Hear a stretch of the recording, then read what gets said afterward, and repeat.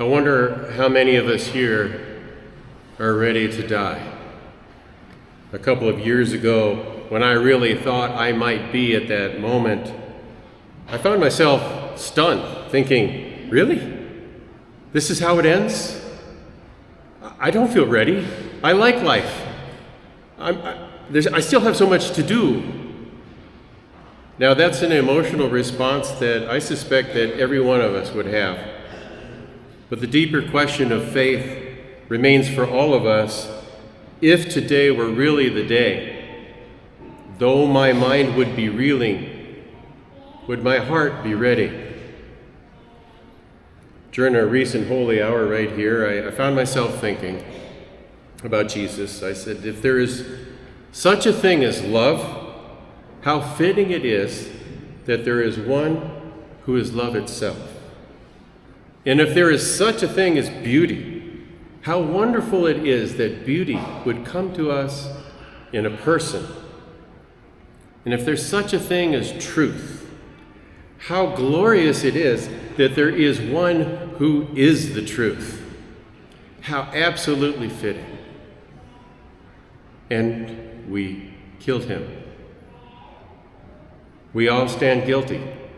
The Jews in this story that we just read were just the unfortunate representatives of all humanity when they chanted, "Crucify him, crucify him." That's why it was your part.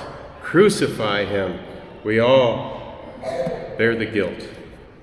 But Jesus may have been on trial before the Sanhedrin, but we all stand on trial before the judgment seat of God.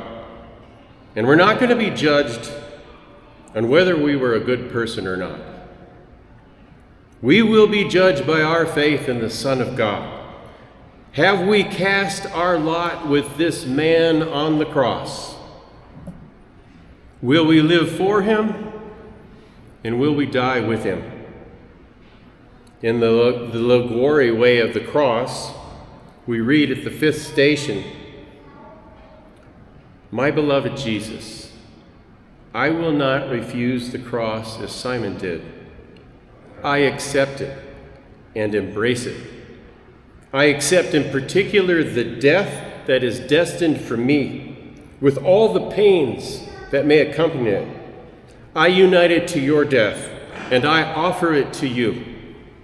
You have died for love of me. I will die for love of you and to please you. Help me by your grace." Only through the grace of God can we find the faith to embrace his cross, to find the eternal meaning in the kingdom of heaven instead of basing our happiness on this kingdom of earth. Have you ever wondered what happened to the key players in this passion story, the ones who theoretically had power over Jesus? In about 3 years, Pontius Pilate was removed from his position and banished to Gaul, modern-day France, because of an incident where he slaughtered a bunch of Samaritans. And about that same time, Caiaphas was deposed from the role of high priest, and he kind of disappears into history.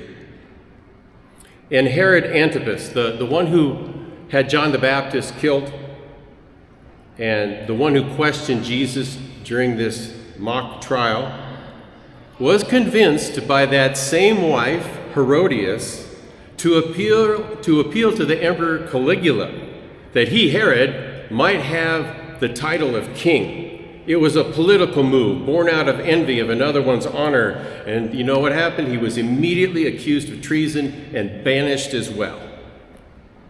How easily do the illusions of power and control, our hopes and dreams for this life, just slip right through our fingers.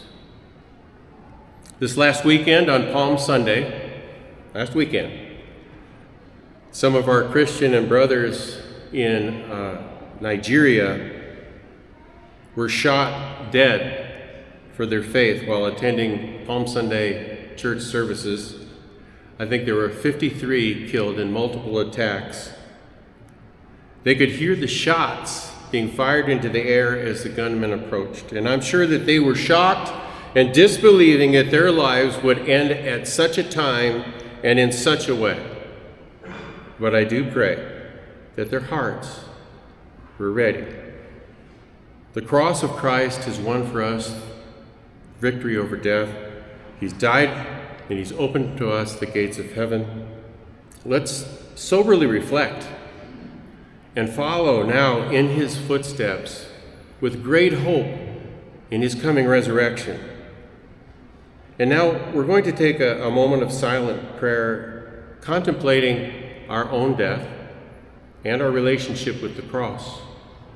And then we will go to the solemn intercessions where we will pray that the salvation that Jesus brings will spread to the whole world.